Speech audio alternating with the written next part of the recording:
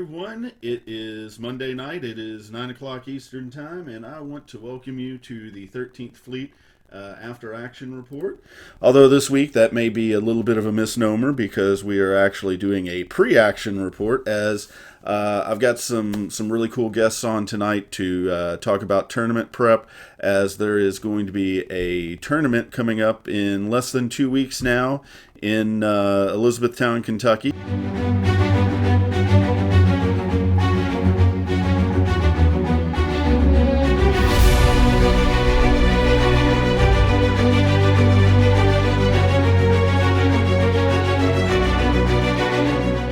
Best efficiency. Are you trying to say I shouldn't always put medical team on if I got 1 point left?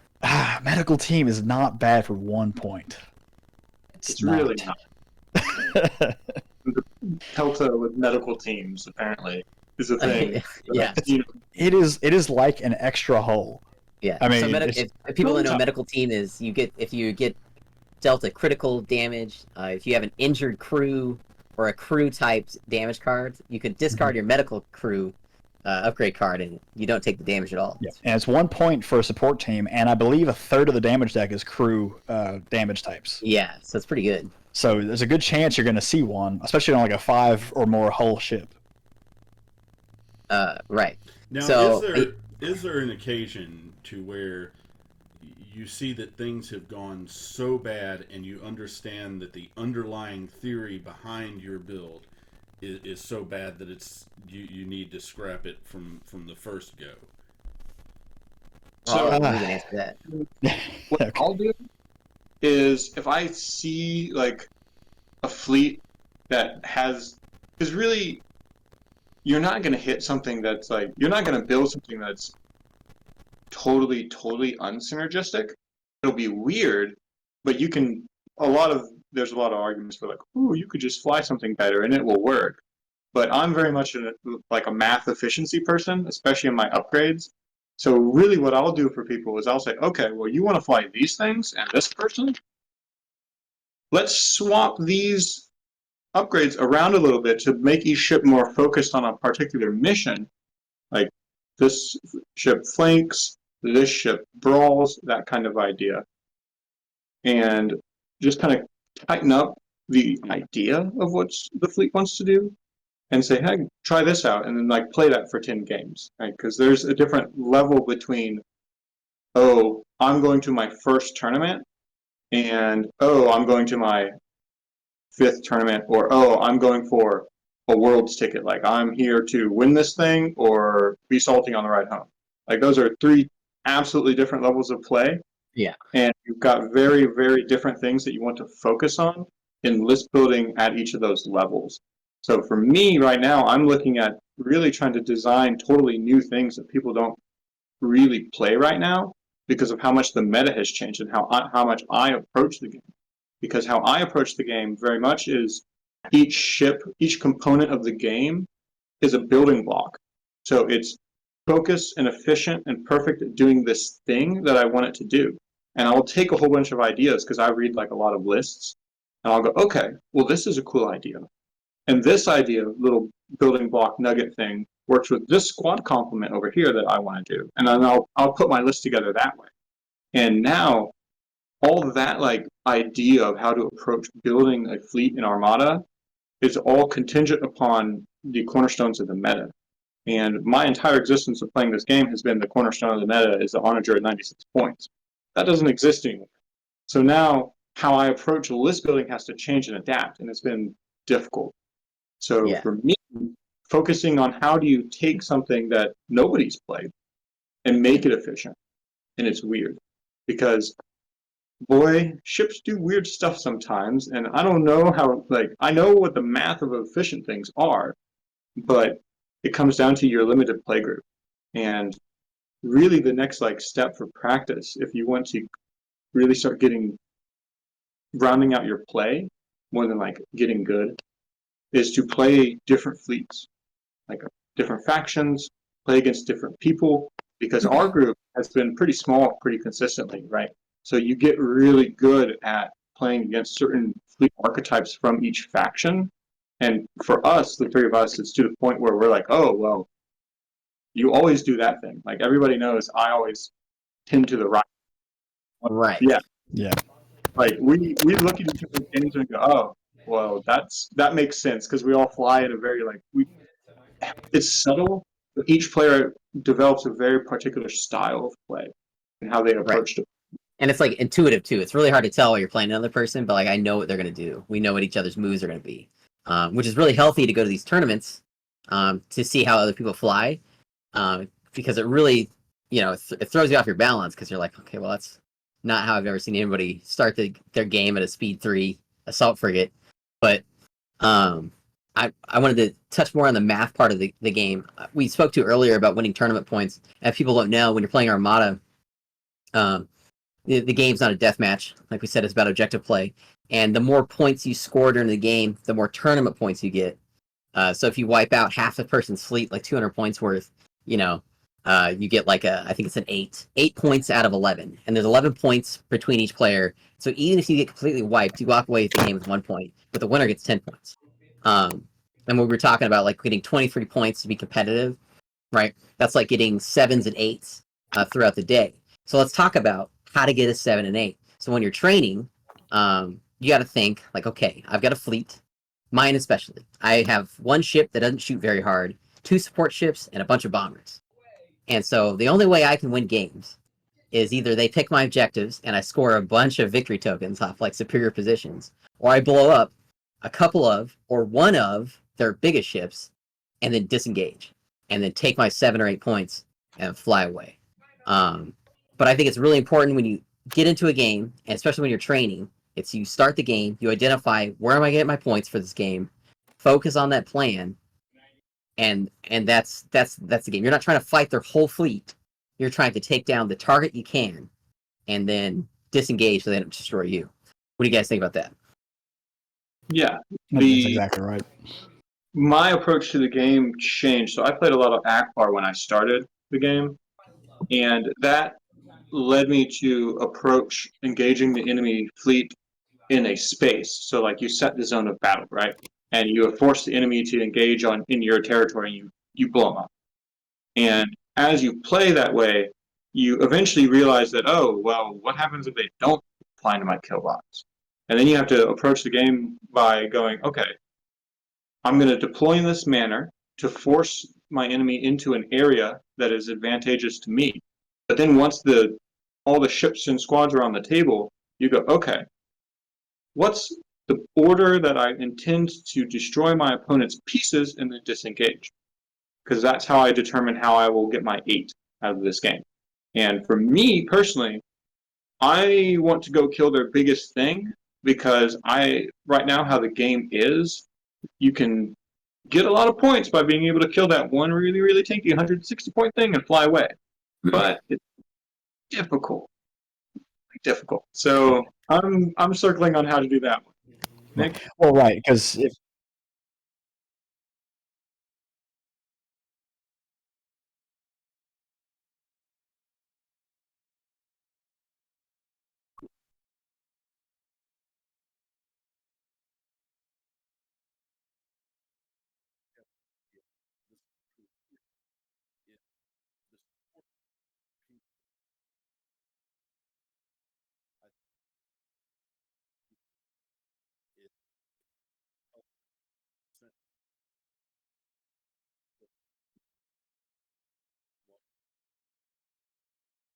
Yeah. Exactly. the difficulty with going after the support ships in Armada is if your opponent is good at flying their list, then you're not going to get close enough to those support ships to make it worth it. Because, like, for example, Garrett's like Republic list, where his Peltas, sure, they don't shoot as hard as the Venator, but he keeps them back. Then they're near the Venator. So if you want to dive in to kill them, you have to take the Venator shots. And if he kills one of your ships and you get one of his Peltas, it's a wash. It's not worth it. Right. And so yeah. you have to kind of know, like, if your opponent's really good at flying. Now, people will hang stuff out to dry. I mean, I've done it myself. But like, if your opponent's flying flotillas, they got GR-75s and Gazantes, they're usually going to be kept in the back. They're usually going to be slower, and they're usually going to be going in a direction that is not. You're going to be punished by trying to dive that support. And I think because Armada doesn't work like other war games, it's a lot harder logistically to snipe your opponent's support ships. Right. Well, some of the support ships, right, like flotillas, are like unsnipeable unless you have a very specific suite of upgrades to guarantee you can block their scatter and evade defense tokens. Because you could throw 10 damage at them, and if you don't get an accuracy, Scatter. up, scatter, no damage, and you just wasted that entire shot, which probably should have went to something better. I loved And then my. Sorry, There's what? going to be one guy that's flying one flotilla, like 4 TIE fighters, and then a totally kitted out onager that's going to sit there with Raquel and not move, and then an interdictor, and I need to be able to kill something really tanky. That's my thing. Or invincible, because we go, oh, well, it's a Providence. It can't be that tanky. Oh, it has thermals. Oh, it has EWS. Oh, it has Watt. Oh, the other ship? It's Patriot's Fist, which is also a launch that can just fly away. Ouch time. Yeah. So I guess this is why in Armada, I think at the beginning, a lot of players, because you're just learning the game, they don't look at these objectives, but these objectives are like the game. Because scoring victory tokens off these objectives, right, you can rack up hundreds of points or potentially, 120 off really popular ones like Contested Outpost. And that's how you swing games, right? You kill like a ship, a couple squadrons, but you did the objective, you win big. No ships died, right? I think that's what makes Armada really appealing is you can play really smart, like accomplishing your mission on like whatever the field is, whatever way you want to role play how your fleet's acting. Not every, like in real life, most battles aren't death matches, right? Battles are over strategic locations and trying to accomplish something in the zone that you're fighting. I don't know. What do you guys think? Well, like, what are your guys' favorite thematic objectives? Actually, it's a good question. Thematic objectives. Yeah, what's your favorite? Like, if you had to pick one, what's your favorite one? Oh goodness! I want to talk about so many. I really like Rift Assault. Yes. Or no, is it Rift Assault? Or Abandoning Mining Facility. No, it's the one with the gravity rift that you can slingshot around. Yeah, it's Rift Assault, I think. It's Rift Assault. Yeah. Or is it Rift Ambush? It's Rift Ambush. Maybe it's Rift Yellow. Ambush. It's the yellow There's a lot one. of Rift ones. Yeah. I like Rift Ambush. I think it's a really cool thematic objective. It doesn't score you points, which is why I don't think it gets picked very often. I used to run it myself, but you just for yellow objectives, it boils down to Contested Outpost, asteroid tactics, depending on your squadron situation.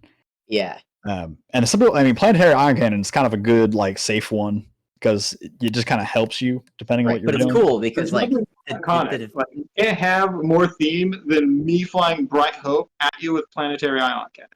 right. It's right You're from like the movie. defending like the Hoth, right? And it's just shooting at your ships, like.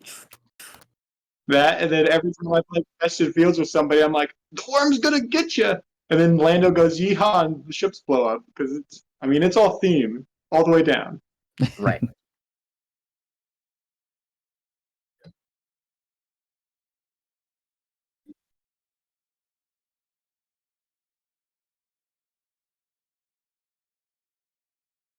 Right. For tournament prep, yeah.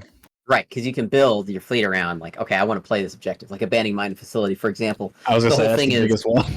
Having your ships need engineering, and you want a way to, make sure they can't engineer as well as you can, because you need to spend your engineering points to gather nebula or like Tabana gas off the nebula, right? To score points, and like you can think of it as like the theme of it is, the rebellion's there. They need fuel, so they've attacked this abandoned mining facility, but the Empire's like intercepting them and is like trying to stop them from mining the fuel. But when you build your fleet, right, you got to build something that has all these engineering. You got to be able to feed your tokens, make sure that you've got a defensive structure set up. So like Gallant Haven, I think it is the assault frigate, right? So like if they attack you with their squadrons got like this shield of flak plus Gallant Haven, which reduces the damage by 1. And it's just you build it around that objective, and then you like take 15 points or whatever and bid, and then they're forced to pick that or two other horrible ones, like Ion Storm. And then Watt Tambor and Count Dooku show up to your party, and you're like, oh no. Yeah. I mean, there's a Count Fox. Dooku's so good on AMF. Yeah. Yeah, Fox in Texas. He made that famous with Dooku to where, Dooku hands out raid tokens, and so if you pick abandoned mining facility against Dooku, he's just going to raid you with engineering tokens that raid, and then you can't score objective points for the first half of the game, or if you can, you're really limited by him. And meanwhile, the Separatists are over there just racking up points. They've got more points than you'll score in the whole game in the first 2 rounds. And this actually leads into something I want to touch to. We're talking about tournament prep. When you're building your list, you want to practice going first and second, because you need to find what objectives. Because it is one thing if you start with an objective and then build a list from that, but that's not always the only way to build a list. And so if you're building a list and you pick objectives, you can't just pick objectives kind of randomly. You don't just draw 3 objectives and say, yeah, that's probably going to be fine. I'm planning on going first anyway. Because it's not going to work. Because at some point, somebody's going to look at your list and they're going to say, no, I'm going first. You're going second. And you're always going to play your weakest objective. I don't know how many tournaments we've gone to where it's I played the same objective 3 games in a row. Because it would be your yellow. It's either your yellow or I've had most wanted get hit too, where people are just like, I don't want you to sit and farm uncontested. I'm gonna pick most wanted. And I'm gonna keep my But anyway, that's the biggest thing is your weakest objectives. There are so many objectives in this game that can get flipped on your head, and you see it happen with things like fleet ambush and fighter ambush, especially Dangerous to take. They're so dangerous to take because they're really cool thematically. But I've punished people before with fleet ambush. You punished because me once before. because when you tell your opponent because I run a lot of big heavy, I run a lot of Star Destroyers and really big punchy ships, and then you tell me I have to deploy my ships in the middle of the table, I say good. That saves me a turn from having to speed up. And I can start throwing 10 dice round 1. Round 1, yeah. Okay, cool. My quad's at close range, round 1, and you cannot get away from me. I'm going to just ram you and shoot you with my front hull for the next 3 turns until you die. And so Fleet Ambush is one of those objectives that's it's really cool, and you can screw somebody over with that objective. But you can also have it just turn around. Because I was running a Sloan list with that. And somebody had Fleet Ambush, and I said, okay, I pick your Fleet Ambush. And I deploy my Quasar at speed 3, facing my deployment side, right in front of your flagship. And he was just like, what are you doing? And I was like, I'm first player. You're not going to get to shoot me. And he was like, oh. And then I dropped every squadron in the front hull of his flagship. And then turn 1, activated squadrons, flew away max speed with the Quasar. And his Providence was at half hull before my Star Destroyer even got in range. Because it was a full Imperial squadron ball just there. And he was like, oh, I can't fly away from that. It was a Providence. He's like, I can't fly away from that, and I can't flak it hard enough in 2 turns to matter. And I stripped all his defense tokens, and then my ISD came in, ISD-2 at medium range, and just went, okay, 9 damage. And he was like, ouch, I can't brace it anymore. And it's stuff like that happens where it's like, okay, so Fleet Ambush is too dangerous for me to take. Okay, so what else can I take? Well, you have things like Advanced Gunnery is usually fine because you usually have a plan for it, and because of the restrictions on gunnery teams, people, if you take, if you're taking a ship like a Star Destroyer where you have gunnery teams, or a super even that has gunnery teams, and you're like, this is my plan. I plan on confiring a lot to shoot twice. You cannot take Advanced Gunnery, which makes it a pretty safe bet for most lists. But if your opponent's flying something that doesn't have gunnery teams and they don't mind shooting twice, they're going to pick your Advanced Gunnery, and they're going to say, okay, we're going to trade blows because I am building a tanky punchy list and I plan on punching you harder than you're punching me back. Right. So I've seen that get flipped. I think Opening Salvo is another one that is just a little too dangerous, where you get to throw 2 dice of any color and your opponent gets to throw 2 red. But if you're running an Akbar MSU, or if your opponent's running like an Akbar MSU, and he goes, "Oh, you have opening salvo? Yeah, that's fine with me. I have 5 TRC 90s that are just going to throw 7 red dice on turn 1 all in a row. all in a row," and you're just like, "Oh, Been there. yeah." Did it to people. I may have So- miscalculated. It gets bad. So it's just a big thing about objectives is knowing, if you're not focusing on your objectives, you still need to pay attention to them because you want to pick objectives that are going to complement your list and not expose glaring weaknesses. Like Abandoned Mining Facility, you can be like, oh, I have a plan for Abandoned where I'm going to have flotillas and I've got, like, say I'm running, an MSU list where I've got like Architens and Raiders and Gazantes. I'm going to sit back and I'm going to engineering with all my ships, and they're going to get some points, and then we're going to have a big fight at long range. And then your opponent's bringing a Separatist Muni with Watt, and like your opponent's like, oh, you had Abandoned Mining Facility? I also had Abandoned Mining Facility, and my list is really geared towards it. How And then- convenient. Yeah, and then all of a sudden you're like, oh, I didn't specialize for Abandoned Mining Facility, and I'm about to get flipped. So Yeah, so it's all excellent. So yeah, you build your fleet objectives, and then have a really good friend who's honest with you when playing. That's gonna destroy you with your weaknesses. Because like Thank you, Nick guys. is saying, yeah, if you got 3 objectives and everyone's always picking Solar Corona, time to throw Solar Corona out and pick something worse. You want the person looking at your cards to just be frustrated because they're like, this is all awful. I don't no want to easy play any of option. these. And then that's how you win games before the game starts. Or you stand up in your game room and you do nothing but figure out how to do your deployment by yourself with just Corona, and you're like, okay, if they ever pick Corona again, they're gonna be so screwed. Yeah, well, Corona, yeah, because it does have that one huge advantage of where they have to deploy before you do. And some people can deploy in really weird ways, and you're just like, all right, thank you for feeding your ships one at a time of me as I right hook around this table and take them on one at a time. But yeah, okay, so we've built our fleet, picked our objectives, we've trained. The day is coming. What do we do before an event? Like day before. Day before getting a good night's sleep. I mean, Day honestly. before you is a gotta- 24-hour bender. And Hit Gotta Uh, be loose, oh my gosh, yeah, it might not go well for you. No, Uh, it's plenty of water, getting good sleep. Well, okay. Well, I was gonna say is pack your list and then double check it twice. Oh yeah.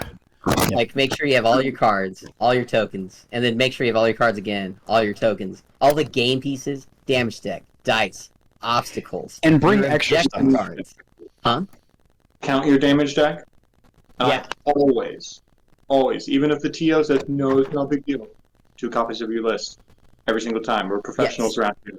So Bring one copy you give to the tournament organizer, and the second copy, don't put your objectives on it, because that's what you hand to your opponent so that they can read what your list is without having to come over and like crawl through your cards and see what's going on over there. Yeah, it's good sportsmanship too, because like when you have your list printed in a way that like every ship point values are there, your squadron, your total squadron value is there. Because sometimes I look at a list and I say, okay, I don't know what I can kill here, but now you've got a CR70 with these upgrades on it. That's it's worth 52 points. So I know if I kill that, I get 52 points. I still need 60 to get 7. So I need to kill a couple squadrons. So you can start doing some math. So like having all that information there is important because that's how you start shaping your path to victory.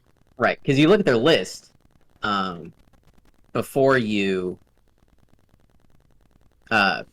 declare whether you're first or second. Right. Which is really helpful because generally you can look at somebody's list and know they've got some shady plan. If you see an Imperial player with like 2 Lambdas and Moralo, you just do not pick first. You just can't. You do not play their objectives. Actual answer. Well, Yeah, so you don't get to pick. Yeah. Yeah. So okay. So yeah, we put everything together. We double checked it. We packed it the night before because you don't want to be running around in the morning. Oh, and I was gonna say, bring extra stuff too. Like, I mean, Yeah. don't go out and Or, buy something you don't have, but bring extra obstacles. Even if you're not running a gravity rift, bring it if you have it. Okay, bring all the components that you Bring out everything. Well, not everything. You don't need 27 command Bring dials, but everything. Bring Two. all your command dials, all your tokens. within reason. But and then like logistically things, right? Like double check what time it starts, what time you're supposed to be there, because generally start time, show up 15 minutes before, so that when they say go, you can sit down and start playing. Make sure you know where the location is. Make sure you Google map it. Make sure that you'll get there in time from wherever you're driving from. Personally, I like scheduling to arrive a half hour early, and it's not because, granted, it does give you the ability to get lost if that happens, but it also gives you the ability to wait for breakfast until you get where the tournament is, because the closer you can eat to the start of the tournament, the happier you are going to be over the course of the day. Yeah. I think one of the biggest things that really gave us success at Gen Con was that we had that breakfast available to us. Yeah. It was crazy. Like, we just came in, we rolled in, we're like, oh man, food was so good, it's time to kill. Right. You got no idea how distracting being hungry can be, folks. It's Yeah, awful. so that's a critical thing. And I also want to bring up, I get really bad headaches when I play Armada for long periods of time. So bring like Excedrin or Tylenol or whatever you need to take, water, and bring Plenty of water. snacks. My gosh, there's not enough time between rounds to go get things. Some tournaments don't have a big lunch break. I know Garrett. We went to Nova, and we had like 30 minutes for lunch, and it was like a single food truck for the whole convention. Yeah, And so like you just didn't. I mean, the line was like 45 minutes, so it was like no eating time. And so like bring power bars, bring a couple bottles of water, maybe like a Powerade or some kind of energy drink if it's what you drink. And Yeah. I always bring, and these two can attest, I always bring 6-pack of water, 2 12-ounce body armors, 2 RX bars, trail mix, both of my lists, and typically it's Tylenol and ibuprofen because now I'm old. So when you stand and you're You're old. punching. yeah, I'm old. So you need that, especially if it's a 2-day event, because there's a totally different level of iron mental focus that you need to play 2 days of Armada. Yeah, Because one day, like 4 games, 3 games, I can play very casually. 4 maybe stresses me a little, but that like 7 games, that is an endurance test. yeah, it can get tiring. And a lot of that also, I want to touch on that ties back into the prepping. When you say like how do you prep for a tournament, we've been talking about all the hows, but I think the why is also a really big thing. When you have those 2-day tournaments, when you have like, okay, this is going to be a 4-round day, if you're playing a list that you've played a dozen times or more, the muscle memory kicks in, and even when it's late in the day and you're kind of hungry, your head's hurting a little bit, you're drinking your water but it's just not enough, you can still make good decisions because you've played it before and you've been in the situations. So when you're setting your command dials and you're picking objectives, you're like, yeah, this is easy. These are decisions that I've practiced before. That's why, like, in sports, you train your body so much because you need to be ready to make the moves you need to when you're tired and when you're hurting. And Armada is similar. Like, tournament prep is like that because those 2-day events, like, you are so tired on day 2 because day 1 was so mentally exhausting. And if, depending on how you sleep, like day two is, it's an endurance test. And so practicing your list, playing it over and over again. If you get a chance, try to play 2 games in a row, back to back. If you get a day with your buddy where it's like, hey, it's a Saturday and we're both off work, play 3 or 4 games. Because you will need to prepare yourself. I know Garrett. Is that limitation, Nick? Because I'm down. When I get a good Saturday, I'm down for it. I play 3 games a week. I would play 2 games on Saturday, and we play 1 game every Wednesday. Yeah, yep. One of my biggest things that has really helped me get quality games of Armada and build skill is to play every single game like it's a game for World.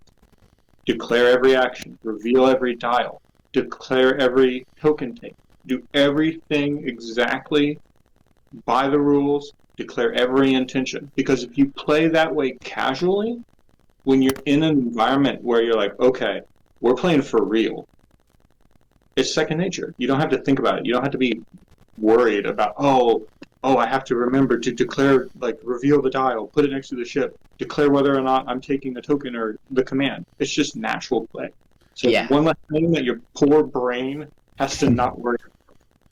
That's excellent. That's what I wanted to talk about next. Was while you're playing Armada at a tournament, just say everything you're doing to be crystal clear. And I like to announce like when I'm moving on and like statuses. Like, okay, I'm in the ship phase now. Are you in the ship phase?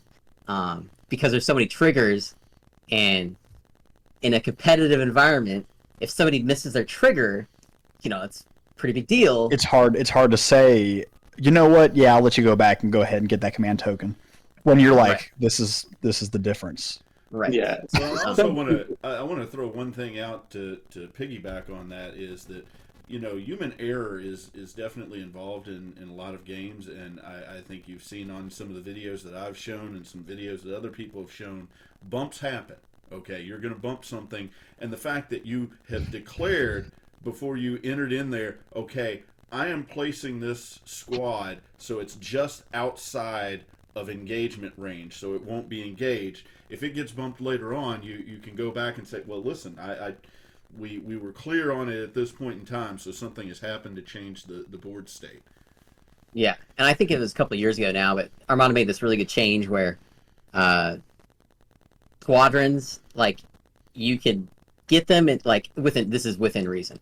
Get your squadrons into position. You can measure around to make sure you land them where you want. It's not like a ship where once you lock it in and you put it on the table, it's done, right? And squadrons are like, okay, I just wanted this guy to be within distance 1 of this, but outside the flak of this. But don't, like, screw around and slow play it. Like, I just gotta here and here and here, and spend 2 minutes or 3 minutes moving each squadron, because that's really obnoxious and unfair to your opponent, because you're stealing time away from him or her in the game. You're also limited by the one measurement tool. That's right.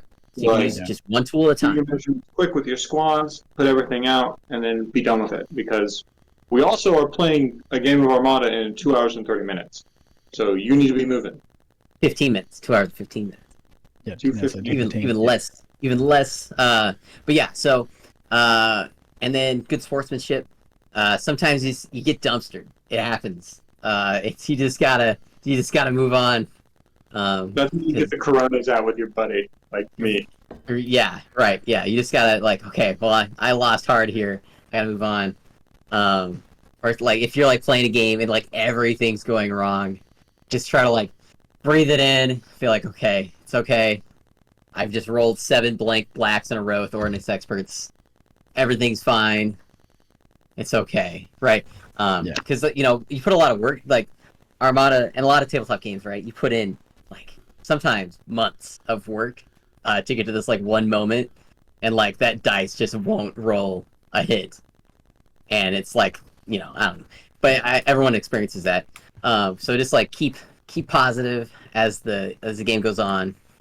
And that makes me want to. That's one thing I want to say about tournaments. Like if people, if you're watching this and if you've never gone to a tournament, I think like people who play Armada are some of the coolest people for gaming, even in a tournament mode. Like if you're going to go to a tournament, if it's your first tournament, go back to the rules and like read, know your phases. Know your command phase, ship phase, squadron phase, status phase. Know the attack sequence. Bring the cards. Yeah, seriously, bring the cards. The attack steps.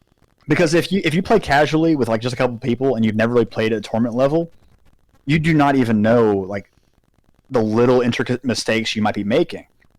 And generally, my experience at tournaments, even in tournaments in competitive nature, people are pretty laid back.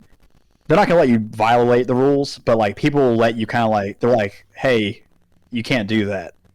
And they'll let you kind of like take it back. Because if you're new to if a new player at a tournament, people are pretty like, hey, we're just glad you're playing. Like, this is how it goes. So you shouldn't feel intimidated to go in a tournament. It's not as cutthroat, I think, as some other games can be with like tournament stuff. However, you need to be prepared because at any moment, your opponent can just say, no, you can't. I'm not letting you take that back.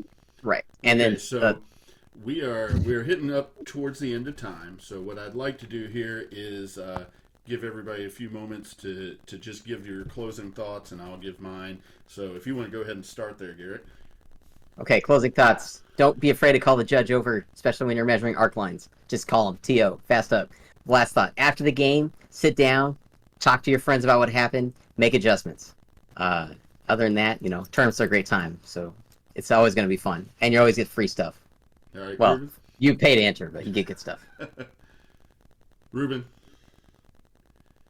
Listen to whatever you need to listen to. Morning of the tournament to get your head in the right space. You're there to kill and have fun. Like these two know that I do it all the time, and Garrett knows exactly which song it is. It's the same thing. Play hard, play fair, have fun at the tournament. Make friends there. Go get some beers with the boys afterwards because we're all playing the same game and we all have stories to tell where the 7 black dice went blank and then Lando Calrissian blew you up to get the loss. Like it happens to everybody. Everybody's there to have a good time. The after party stuff is as fun as the competition, so enjoy the community. Yeah. Well, on top of what these guys have said, so Armada is a game, right? We all play it to have fun. And I think one of the biggest steps in doing that is when you're building your list, you're getting ready for tournament in a game that you're enjoying, is you want to start with something you're going to have fun playing. If you're having fun playing it, you're going to enjoy the tournament. If you're playing a list that you think is like really good, but you don't enjoy flying it, it's going to handicap you more than you realize. And I am going to piggyback on all of that because tournaments are a lot of fun, but it is important to go in managing your expectations, okay? If you are a new player, like I am, I would be going to a tournament to learn from people who have been playing for a while, make sure to pick up on things that are being played there and learn from that. If you're an intermediate player, somebody who's been playing for a little while, but you're really just setting your foot into the real competitive environment, know that you're not going to walk away with the world's invite, but you want to come away feeling like you've accomplished something at the table. So set goals for yourself that are reasonable, and you will enjoy your tournament time a lot more, and that will let you focus on the player at the other side of the table rather than necessarily what's going on there at the table, good or bad. So I want to thank you guys for coming on the show tonight. In a couple of weeks, well, it's less than 2 weeks now, is the Elizabethtown tournament, correct? That's correct. Yep. On the 18th. On the 18th, so... Oh, it's opened up to 32 players now, I should say. So it went from 20 to 32, so there's room to sign up. Awesome. So it's definitely experience. I wish I could be there, but I actually had previous plans, so I won't be able to stream the event. But I would love to have all of you back on the Monday after the tournament to talk about that, if you guys are up for it. Yeah, for sure. I think so. All That's right. that's going to be the week of Thanksgiving. Yeah, that's it's going to be the Monday of Thanksgiving. So Yeah, so. which also leads me to my last point, but I'm going to say goodbye to you guys and go ahead and close out the show for everybody else. So again, good night, guys, and thank you again for being on the show. All right, see you, everybody. Thanks for having us. So, I want to close up here with reminding you that, yes, there is that tournament. Also, because of scheduling issues, Thursday Night Armada is probably going to be on hold for a few weeks. This coming week, I've got a commitment with a friend. Following week, I will be out of town, so I won't be able to do a live show, but I am actually going to try to work out something where I can record it. It won't be up on Thursday, but I should have it up on the Sunday evening if I do get it worked out. And then after that is Thanksgiving, so I don't think we are going to be able to have Thursday Night Armada for Thanksgiving. But, I hope everybody enjoys that holiday and has fun with family. I will keep you guys updated on what the production schedule will be. Tomorrow we do have Tuesday Night X-Wing. So hopefully you'll join me for that. Next week, I'm probably going to have a more X-Wing centric show. So, because we talked a lot of Armada tonight, it was great having the guys on. It's been a great show. Thank you again for joining me, and I hope you have a wonderful night.